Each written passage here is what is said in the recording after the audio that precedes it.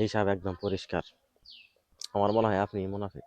কারণ হইলো আপনার আচরণ বা চেহারা দেইখা, কথাবার্তা দেইখা কিন্তু বোঝা যায় না যে আপনি কোন দল করেন। এটা কোনো কথা? একজন মুসলমান মানুষ সে কোন দলের সাপোর্ট করে, মানে সে ভোট কাকে দিবে এই জিনিসটা বুঝতে পারবে না। এটা কোনো কথা হইলো? আপনি কেমন মুসলমান, হ্যাঁ?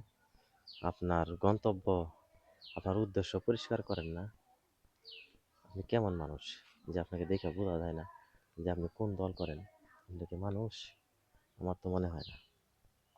কোন ধরনের দুমুখো সাপ আপনি, যে শাকের মধ্যেও আছেন, তরকারিতেও আছেন, গোস্তের মধ্যেও আছেন, মাছের মধ্যেও আছেন, ভাতের মধ্যেও আছেন, বিরিয়ানির মধ্যেও আছেন।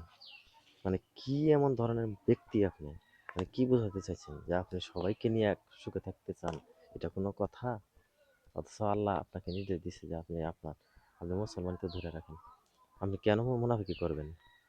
মুনাফেক যারা যারা মুখে বলে এক, করে আরেক, অন্তরে আরেক। তো আপনি মুখে বলেন একটা, অন্তরে আরেকটা। আপনি আপনি তো আমার আমার মতে তো আপনি তো মুনাফেক।